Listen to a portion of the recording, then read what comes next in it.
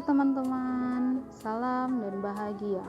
Pada video kali ini, kita akan mempelajari tentang metode pembelajaran sistem Among bagi guru.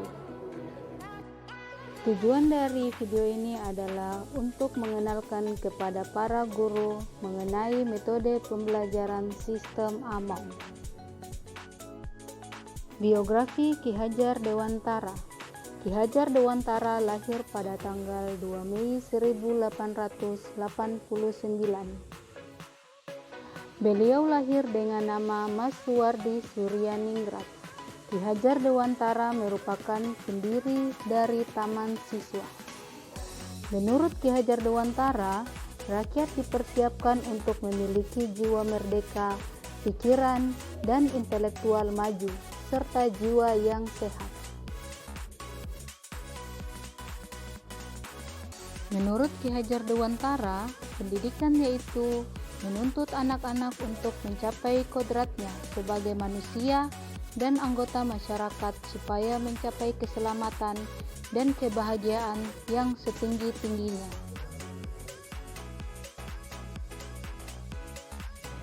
Dalam pidato asas-asas 1922 yang dilontarkan langsung oleh Ki Hajar Dewantara disebutkan bahwa pemakaian metode Among suatu metode yang tidak menghendaki paksaan-paksaan, melainkan memberi tuntutan bagi hidup anak-anak agar dapat berkembang dengan subur dan selamat, baik lahir maupun batinnya. Selain itu, beliau juga menguraikan perlu adanya demokratisasi dari pengajaran agar tidak hanya khalayak atas saja yang terpelajar. Seperti diketahui jauh sebelum Taman Siswa berdiri, para murid yang mengenyam pendidikan seringkali menyebut pada guru mereka dengan sebutan nyonya ataupun tuan. Oleh sebab itu, melalui sistem Among, Ki Hajar Dewantara ingin melawan saldigma pendidikan kolonisme yang mengutamakan intelektual dan individualis. Sebaliknya, di Taman Siswa, paradigma menekankan pada pendekatan kodrat alam dan zaman anak, yaitu pendidikan tidak boleh menjauhkan alam dan keluarganya. Sistem Among dalam penguatan karakter guru melalui cara-cara guru dalam mendidik peserta didiknya. Prinsip sistem Among yang mengajarkan peserta didik dengan asah, asih, asuh, memberikan guru pembelajaran mengenai penguatan karakter seperti sabar dan teliti. Dalam pembelajaran sistem Among, guru seharusnya mengenal banyak metode pembelajaran. Maka melalui metode pembelajaran itu, guru dapat mengerti tentang menyikapi peserta didik dengan berbagai reaksi dan tanggapan yang diberikan. Ada 3 prinsip dari sistem Among. Yang pertama yaitu Ingarso Sung Tulodo, yang kedua Ing Madio Mangunkarso, dan yang ketiga Tutwuri Handayani. Ingarsi Sung Tulodo artinya di depan menjadi teladan. Ing Madio Mangunkarso artinya di tengah memberi motivasi atau semangat. Dan yang ketiga Tutwuri Handayani artinya di belakang memberi dorongan. Ingarso Sung Tulodo di depan menjadi tauladan. Orang-orang yang sekarang ini dijadikan anak-anak sebagai panutan hendaknya memberikan contoh yang baik. Ing Madio Mangunkarso di tengah memberikan motivasi. Kata-kata di tengah mengacu pada siswa itu sendiri. Seorang siswa pastinya memiliki seseorang yang dekat dengan mereka, di antaranya guru dan teman-teman. Yang berperan menjadi semangat adalah diri mereka sendiri.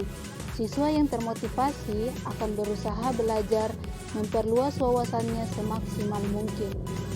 Tutwuri Handayani di belakang memberi dorongan. Pesan ini dijulukan bagi mereka yang berperan penting dalam kemajuan siswa. Orang-orang ini adalah orang tua terutama. Selain orang tua, tokoh yang berperan memberikan dorongan adalah guru untuk mewujudkan pendidikan yang baik dalam aspek konduktif maupun emosional. Tujuan dari sistem Among adalah untuk mengembangkan anak didik agar menjadi manusia yang beriman dan bertakwa, merdeka lahir dan batin, berbudi pekerti luhur, cerdas, dan berketerampilan memiliki kesejahteraan jasmani dan rohani, agar mampu menjadi anggota masyarakat yang mandiri dan bertanggung jawab atas kesejahteraan tanah air dan manusia pada umumnya. Implementasi sistem Among dalam dunia pendidikan. Mengembangkan potensi daya cipta, daya rasa, dan daya karsa. Peserta didik dibimbing untuk menumbuhkan sikap dan jiwanya. Dalam hal ini, anak dapat diarahkan pada pembelajaran yang kreatif untuk menciptakan suatu hasil pembelajaran yang dapat menumbuhkan kreativitas peserta didik. Ketika guru memberikan keteladanan, mendampingi dan terlibat langsung secara aktif bersama murid, dengan kata lain, seorang pamong atau pendidik harus memberi teladan atau contoh tindakan yang baik. Selain mengajar atau mentransfer ilmunya, guru juga memberikan semangat kepada muridnya. Pendidikan adalah sebuah tuntutan di mana anak mencapai kodrat yang ada pada dirinya.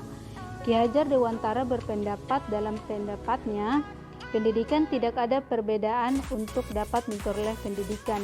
Pemahaman sistem Among ialah seorang guru yang mendampingi, melayani, mengingatkan, serta sebagai seorang teman.